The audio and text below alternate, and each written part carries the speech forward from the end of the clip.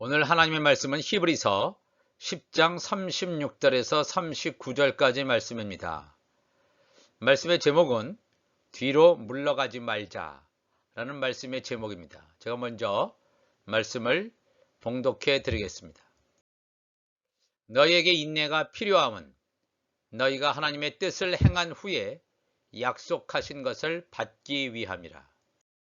잠깐 후면 오실 이가 오시리니 지체하지 아니하시리라. 나의 의는 믿음으로 말미암아 살리라. 또한 뒤로 물러가면 내 마음이 그를 기뻐하지 아니하리라 하셨느니라. 우리는 뒤로 물러가 멸망할 자가 아니요 오직 영혼을 구원함에 이르는 믿음을 가진 자니라. 아멘. 어느덧 올해를 마감할 시점에 들어섰습니다. 우리의 인생살이에서 끝까지 목숨을 걸고 지켜야 하는 것도 물론 있을 것입니다. 그렇지만 하루속히 빨리 털어버려야 할 묵은 찌꺼기들도 많이 있을 것입니다. 새해를 맞이하기 전에 확실하게 버릴 것은 한 톨도 한 방울도 남기지 말고 완전히 철저하게 버리고 끝까지 가지고 갈 것은 지켜낼 수 있는 지혜로운 자들이 되시기를 간절히 소망합니다. 앞으로 남은 우리의 인생길을 걸어가기 위해서는 인내라고 하는 말이 굉장히 중요한 뜻을 담고 있습니다. 이것은 단순히 고난이나 어려움을 그냥 참는다 그런 말이 아닙니다. 그런 것이 아니라 앞에 있는 상을 바라보고 즉 예수님의 신부의 자리에 갈 때까지 끝까지 견디어내고 인내하는 그런 차원을 담아내고 있습니다. 히브리서의 본문 말씀이 이토록 실감나게 다가온 적이 없었습니다.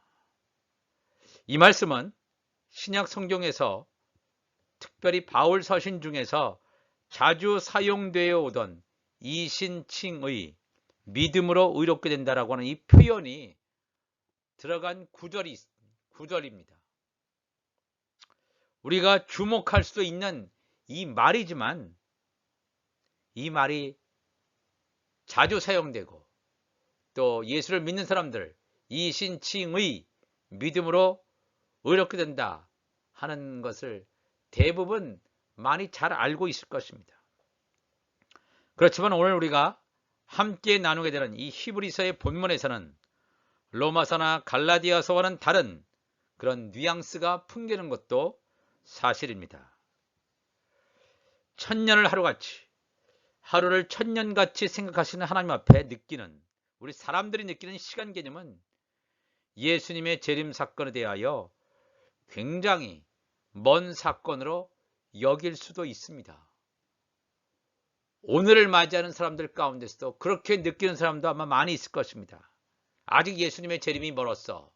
이렇게 말하는 그리스도인들도 많이 있을 것입니다. 그러나 현재 진행되어지는 사건들을 보면 확실히 예수님의 재림 사건이 눈에 띄게 가까이 다가와 있다는 느낌을 결코 지울 수가 없을 것입니다. 히브리서 기자는 우리에게 놀라우면서도 충격적인 표현을 쓰는 것을 서슴지 않습니다. 뭐라고 얘기하냐면 나의 의는 믿음으로 말미암아 살리라. 이 말은 교회를 좀 다닌 사람이라면 예수를 믿는 사람이라면 너무나 잘 알고 있는 그러한 표현입니다. 어떻게 보면 이 표현은 중요한 말이긴 하지만 식상한 평범한 말처럼 들리기도 합니다. 그러나 이 말의 진정한 의미를 들여다본다면 의인이라고 하는 것이 도덕적으로 선하고 어떠한 윤리적으로 세상의 기준에 맞게 선한 일을 한 사람을 성경에서는 의인이라고 말하지 않습니다. 이 의인이라고 하는 것은 한 단어로 말하면 하나님의 자녀들을 말합니다. 하나님의 나라와 하나님의 의를 알고 하나님의 마음을 알고 그대로 순종하며 살아가는 자를 말하는 것이 되겠습니다. 그리스도의 장성한 분량의 믿음을 채우기 위해서 오늘도 말씀 먹고 기도하며 살아가는 하나님의 자녀들의 신분, 바로 이 자들을 가리켜서 의인이라고 성경은 말하고 있습니다. 의인이 믿음으로 살아갈 수 있는 바탕은 무엇입니까? 나의 의인은 믿음으로 살아간다. 믿음으로 된다. 그냥 피상대로 난 예수님을 믿습니다가 아니고 예수님께서 우리에게 남겨주신 사복음서, 또 사도들이 전한 서신서들, 이 말씀 가운데서 예수님께서 하신 말씀들을 온전히 깨닫고 그 말씀대로 순종하는 자, 바로 그것이 믿음이 있는 자의 삶이 되겠습니다. 교회를 오래 다녔다가 아니고 무슨 직분이 있다가 그런 뜻이 아니고 예수님의 말귀를 알아먹는 자, 예수님이 말하신 것을 정확하게 깨닫고 그대로 순종하며 살아가는 자, 바로 이들이 의인, 나의 의인은 믿음으로 될 것이다. 히브리서의 9절은 다른 로마서나 갈라디아서에 나오는 이신칭의 믿음으로 의롭게 된다는 것과는 다르게 이 후렴구가 히브리서에는 뒤따라 있습니다. 히브리서 10장 38절 보면 나의 의인은 믿음으로 살리라, 또한 뒤로 물러가면 내 마음이 그를 기뻐하지 아니하리라 하셨느니라 그랬어요. 나의 의인은 믿음으로 살리라. 이 신칭을 분명히 히브리서 기자도 얘기하고 있는데 거기서 끝나지 않고 또한 뒤로 물러가면 내 마음이 그를 기뻐하지 아니하리라. 뒤로 물러간다는 말은 무엇을 의미할까요? 어떤 의미를 내포하고 있기에 하나님께서 기뻐하지 않으신다고 바로 추가 설명을 덧붙이고 있을까요? 히브리서의 전체 혹은 10장 전체를 볼 때에도 이 뒤로 물러간다는 표현은 율법에게로 돌아가는 것을 의미하는 것임을 알 수 있습니다. 율법과 복음의 관계를 지금 계속해서 언급하고 있는데, 그렇다면 이 율법도 분명히 엄연히 역사의 한 시대 속에서 하나님께서 모세에게 주신, 예수님께서 오시기 한 1500년 전에 모세에게 주신 하나님의 말씀으로 자리를 차지했던 적이 분명히 있었습니다. 그래서 한 1500년 기간 동안 율법이 하나님의 말씀의 역할을 고스란히 감당했습니다. 그런데 이 히브리서 기자는 히브리서 10장 1절에 뭐라고 말씀하냐면 율법은 장차 올 좋은 일의 그림자일 뿐이요 참 형상이 아니므로 해마다 늘 드리는 같은 제사로는 나오는 자들을 언제나 온전하게 할 수 없느니라. 이렇게 딱 정확하게 못을 받고 있습니다. 율법이 하나님의 말씀입니다. 그렇지만 장차 올 좋은 일, 즉 복음이죠. 복음의 그림자라는 거예요. 복음의 그림자. 우리는 그림자를 따라가야 됩니까? 아니면 그림자를 있게 한 실체, 리얼리티인 복음을 믿고 가야 됩니까? 그것을 오늘 우리에게 말씀하고 있습니다. 하나님의 말씀의 두 축인 율법과 복음이 율법에서 시작해서 복음으로 자리를 이동하는 것이 하나님의 영적인 질서입니다. 그런데 이런 질서를 거슬러서 율법에서 복음으로 그리고 다시 율법으로 회귀한다고 하는 것은 있을 수가 없다라고 하는 것입니다. 율법에서 시작해서 복음으로 갔으면 복음에서 더욱더 말씀이 채워져서 복음이 처음에는 희미하게 흐릿하게 알았던 복음이지만 우리가 믿음이 성숙할수록 이 복음을 더 정확하게 뚜렷하게 충만하게 이것을 아는 것이 우리 하나님의 자녀들이 나가는 길인 줄 믿습니다. 예수님께서 오셔서 천국 복음을 주셨는데 다시 율법으로 돌아간다는 것은 올바른 영적인 방향이 아님을 성경은 분명히 여러 곳에서 말하고 있습니다. 이것이 그렇게 중요한 일인가?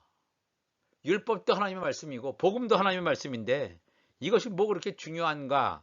이렇게 질문을 던지는 사람도 있을 수 있지만 그 다음에 등장하는 말은 우리를 충분히 얼어붙게 하는 하나님의 말씀입니다. 히브리서 10장 39절에 우리는 뒤로 물러가 멸망할 자가 아니요 오직 영혼을 구원함에 이르는 믿음을 가진 자니라. 단호합니다. 이 말씀은 아주 단호한 말씀입니다. 우리는 뒤로 물러가서 멸망할 자가 아니다. 어떠한 저항하는 분위기, 환경, 두려움 때문에 이것을 해야 되는데 어떤 분명한 가치, 이것을 해야 되는데 이것을 하지 못하고 물러갔다? 그렇게 할 수 없다는 것입니다. 뒤로 물러간다는 건 그것입니다. 어떠한 저항이 있기 때문에 분명히 해야 될 것을 하지 못하고 중단한다? 이것이 뒤로 물러간다는 말인데 이렇게 한다면 어떤 일이 발생하냐면 멸망한다는 거예요. 단순히 조그만 죄를 짓는다. 그것도 힘든 것인데 멸망한다는 것을 분명히 성경은 말씀하고 있습니다. 멸망할 자가 아니요 오직 영혼을 구원함에 이르는 믿음을 가진 자들아. 이 갈라디아에서도 분명히 나왔죠. 이 율법이라고 하는 것은 믿음이 오기 전에 한시적으로 있는 것이다. 그렇지만 예수님은 이 율법을 폐기 처분하지는 않습니다. 이 주님께서 오셔서 율법을 완성시키십니다. 복음으로 완성시키심으로 말미암아 율법의 본뜻을 온전히 드러내주고 있습니다. 잠시 오늘은 그 신학책을 하나 소개를 하고 이 본문과 한번 살펴보기를 바랍니다. 유명한 신학자 가운데 이 배 샌더스라고 하는 이 미국 사람입니다. 이 텍사스 출신입니다. 이분이 쓴 책이 바울과 팔레스타인 유대교라는 책을 썼습니다. 1977년도에 이 책이 출판이 되었습니다. 지금부터 한 40년이 넘었죠. 이 책은 신학생들이라면 또 신학을 제대로 공부한 사람들이라면 아는 굉장히 중요한 책입니다. 이 책은 바울 신학의 흐름을 바꾼 책이기도 합니다.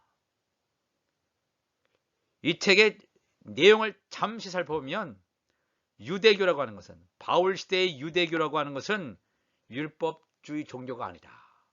왜냐하면 이 책이 나오기 전까지만 해도 바울이 살던 AD 1세기의 유대교는 율법주의 종교라고 생각을 했습니다. 그래서 바울이 율법의 행위가 아니고 믿음으로 이루어진다. 율법의 행위, 그래서 율법주의를 바울이 비판했다. 이렇게 생각을 해왔는데 이 샌더스라는 이 학자는 AD 1세기 당시의 유대교가 율법주의 종교가 아니라 하나님의 은혜에 바탕을 둔 종교라고 분명히 여러 논리적인 것, 증거, 고문서 이걸 다 대서 증거해주고 있습니다. 왜냐하면 하나님께서 아브라함과 맺은 언약이 있습니다. 그 언약 때문에 이스라엘 백성은 언약 백성으로서 하나님의 백성으로서 당연히 율법을 행함으로 살아가게 되고 결국에는 이스라엘 백성들은 다 구원에 이른다는 것입니다. 이스라엘 백성들은 다 구원에 이른다. 왜? 언약 백성, 언약이라는 울타리 안에 있고 그 하나님의 은혜 안에 있기 때문에 언약 백성은 당연히 율법으로 살아가는, 그래서 결국엔 다 구원에 이른다는 그런 개념이 되겠습니다. 물론 율법을 온전히 완전히 행하지 못할 수도 있습니다. 그럴 때는 동물 제사와 같은 속죄 제사 시스템이 있어서 이스라엘 백성들을 구원해서 이탈하지 못하도록 한다는 그런 제도까지 갖추고 있다라고 구약의 제도를 설명해 주고 있습니다. 물론 어떤 이스라엘 백성들 가운데선 하나님이 주신 언약이라는 이 은혜의 둘레를 뛰쳐나가서 여기 더 있지 않겠다 저항할 수 있습니다. 이 저항에서 은혜의 울타리, 이 언약의 울타리를 뛰쳐나간다면 구원받을 수 없습니다. 물론 그것까지도 이 책은 언급하고 있습니다. 그러나 하나님의 언약 백성인 이스라엘은 모두 다 구원을 받는다는 것이 이 책의 요지가 되겠습니다. 그렇다면 이 구약시대에는 예수님께서 오시기 전에 율법으로 살아가던 이스라엘 백성들은 예수님의 피를 의지하지 않고도 모두 구원받게 된다는 것입니다. 왜? 예수님이 오시기 전이니까요. 그렇죠? 예수님이 오시기 전에 어떻게 예수님을 알겠습니까? 신약 성경이 없었는데 어떻게 예수님을 알겠습니까? 그렇기 때문에 예수님이 오시기 전에도 예수 그리스도의 보혈이 없이도 구원받는 시대가 있었구나. 이것을 신학계에서는 다 받아들였고 이것을 정설처럼 여겨왔습니다. 이것이 큰 문제가 없는 것처럼. 그런데 이러한 신학 사상은 예수님께서 돌아가신 후에 무교절에 초실절에 또 부활하신 절기 초실절에 일어난 사실을 제대로 깨닫지 못했기 때문에 해석하지 못했기 때문에 이러한 해석을 내놓은 것입니다. 다음의 말씀은 구약시대에 살았던 사람이라 할지라도 율법으로는 구원받을 수 없음을 성경은 증거해주고 있습니다. 예수님이 오시기 전에 살았던 구약시대의 이스라엘 사람이라 할지라도 예수의 피, 예수님의 복음을 듣지 않고는 구원받을 수 없음을 성경은 증거해주고 있다는 것입니다. 굉장히 중요한 사건입니다. 베드로전서 3장 18절 보면 그리스도께서도 단번에 죄를 위하여 죽으사 의인으로서 불의한 자를 대신하셨으니 이는 우리를 하나님 앞으로 인도하려 하심이라. 육체로는 죽임을 당하시고 예수님께서 6월절에 죽임을 당한 사건을 사도 베드로는 기록해 주고 있습니다. 육체로는 죽임을 당하시고 영으로는 살리심을 받으셨으니 그가 예수님이 또한 영으로 가서 옥에 있는 영들에게 선포하시니라. 이 굉장히 어려운 말씀이 베드로전서 3장 18절 19절에 나와 있습니다. 예수님께서 육체로는 죽었다 이거예요. 6월절에 십자가 사건으로 육은 죽었지만 영으로는 살아나셔서 이 사건은 언제냐면 무교절입니다. 이스라엘 정규력으로 첫 번째 달 1월 14일은 6월절입니다. 그러나 1월 14일 바로 다음 날 15일부터 21일까지는 무교절입니다. 무교절. 우리는 예수님의 몸을 무교병이라고 합니다. 누룩 없는 떡입니다. 죄도 없고 흠도 없는 그 몸. 그래서 우리가 예수 그리스도를 놓고 살과 피를 가지고 성찬식을 합니다. 왜? 무교병이시기 때문에. 그런데 이 예수님께서 영으로는 살리심을 받아서 언제요? 무교절날. 무교절날 예수님이 육은 땅속에 있지만 뭐 하셨냐면 그가 또한 영으로 가서 옥에 있는 영들에게 선포하셨다 그랬습니다. 이 옥이라 하고 하는 것은 창세기 보면 에녹이라는 사람이 나옵니다. 아담의 7대 손이죠. 아담의 7대 손인 이 에녹이 하나님에 의해서 365년을 살고 300년 동안 하나님과 동행하고 365년을 살고 하늘나라로 가지 않습니까? 이 에녹이라는 사람이 이 옥을 예비하는 사람이 되겠습니다. 옥을 예비했던 하나님의 자녀 신분이 되겠습니다. 그러면 예수님의 영이 옥에 있는 영들, 그 이후에 죽었던 수많은 사람들이 지금 옥에 갇혀져 있는데 옥의 영들에게 가셔서 무엇을 했냐 하면 복음을 전파하셨어요. 복음을 전파하심으로 말미암아 옥에 갇혀져 있는 사람이 어떤 사람들은 하나님의 아들이 있을 수 있고 어떤 사람은 하나님의 종일 수도 있고 또 가라지와 쭉정이 같은 사람들이 옥에 있었는데 그 사람의 영혼의 정체성에 따라서 사람들을 하나님의 자녀들이 있는 곳, 하나님의 종들이 있는 곳, 아니면 이 가라지와 쭉정이가 있는 음부로 이렇게 보내는 이 역할을 요때 하셨다는 것을 성경이 증거해 주고 있습니다. 유다서에도 예수님의 동생 유다죠.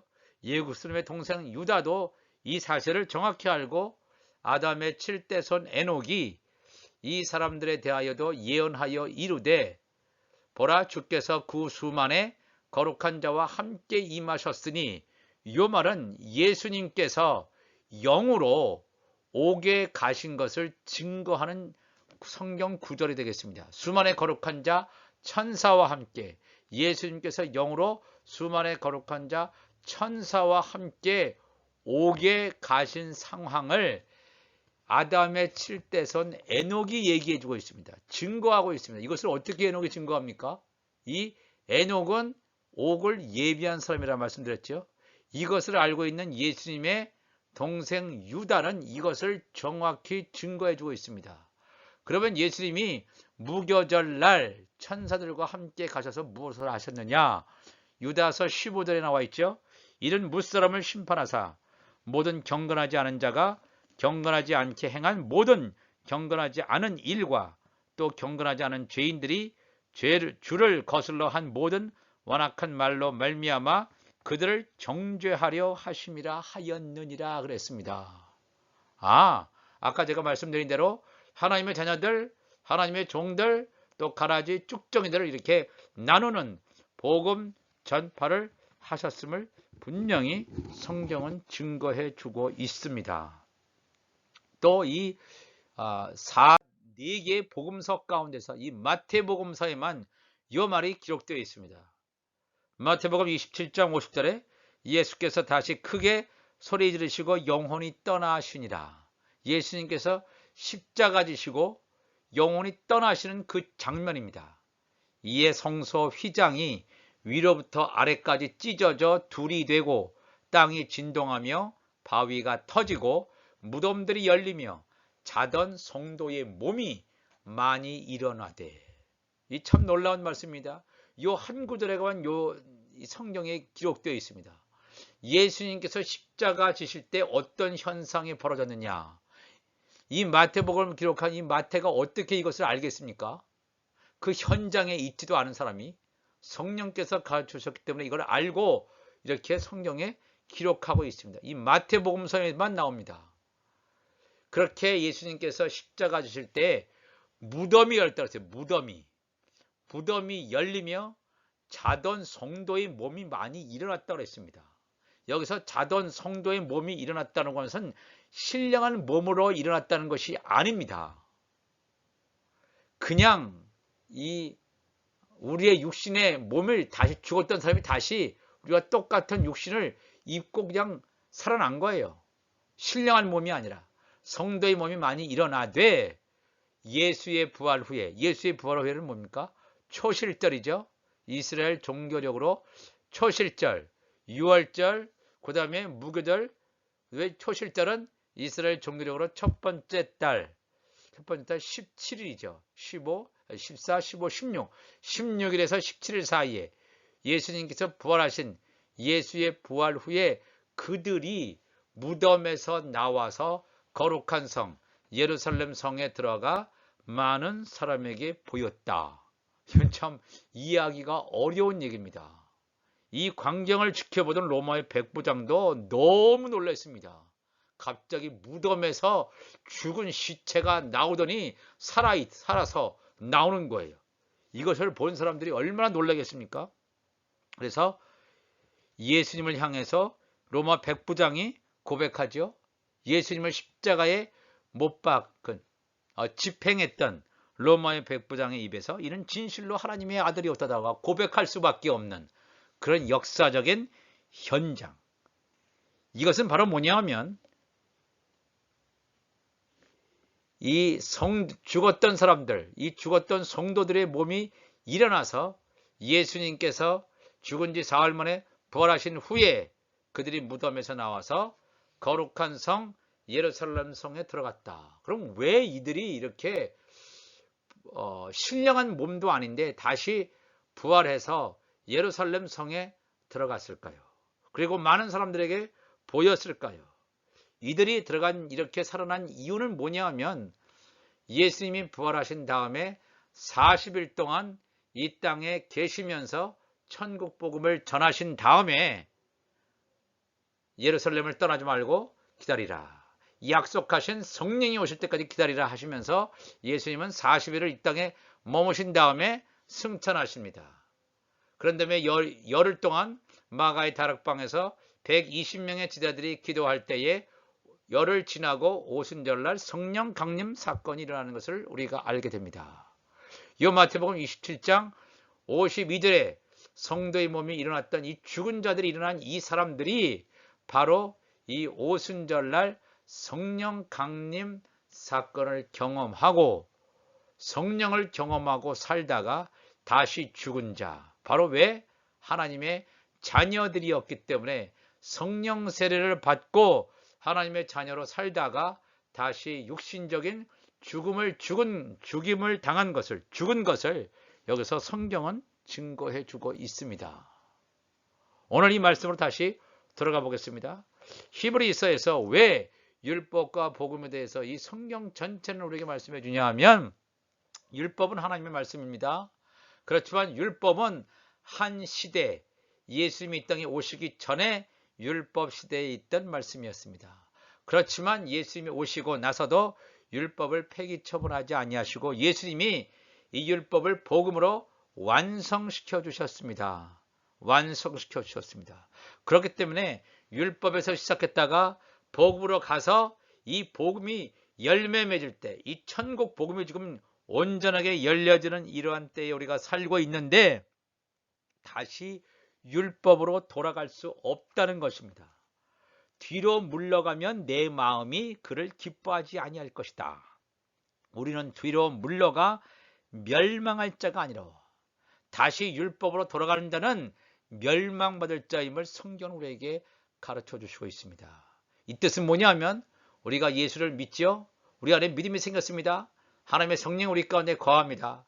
우리의 믿음이 성장해서 이 하나님께서 주신 이 말씀, 예수 그리스도의 재림의 계시가 열리는 이때에 이 말씀을 깨닫고 그리스도의 도의 초보, 초등학문, 묵은 곡식을 벗어버리고 새 곡식, 온전한 천국 복음을 우리 가운데 담아서 하나님께서 만드신 하나님의 집, 우리의 육신에 이 등 성령의 기름을 담아서 온전한 열매로 살아가야 될 것임을 성경은 우리에게 말씀하고 있습니다. 뒤로 물러가서는 안 될 줄 압니다. 뒤로 물러가지 않고 오직 영혼을 구원함에 이르는 믿음을 가진 자로서 하나님의 자녀로서 살아가시는 여러분과 제가 되시기를 바랍니다. 기도하시겠습니다. 사랑이 많으신 하나님 아버지 감사합니다. 오늘도 하나님의 말씀을 나누었습니다. 율법과 복음, 하나님의 말씀인 두 축, 이 말씀을 하나님께서 우리에게 주셨습니다. 현재는 복음의 시대입니다. 복음의 시대인데도 불구하고 사람들이 이 기복신앙에 물들어 있는 경우가 얼마나 많은지 말합니다. 기복신앙은 복음이 아닙니다. 예수 믿고 부자 된다. 이것은 복음이 아니라 샤머니즘, 무속에 영향받은 그런 잘못된 것을 우리가 알고 거기서 나올 정도가 아니라 이 기복신앙에서 탈피하고 예수 복음, 십자가의 복음을 온전히 담을 수 있게 하시고 우리의 믿음의 깊이가 점점 깊어져서 하나님의 마음을 깨닫고 예수 그리스도의 신부로 세워져가는 하나님의 거룩한 백성들 되게 하여 주옵소서. 뒤로 물러가지 않고 계속 앞으로 나아감으로 말미암아 하나님께서 우리에게 주시고자 하시는 상, 정말 하나님의 자녀들이 가는 휴거되고 예수 그리스도의 공정재림하실 때 주님의 이 머리에 달라붙는 그런 지체들이 되게 하여 주옵소서. 감사하며 예수님의 이름으로 기도합나이다. 아멘.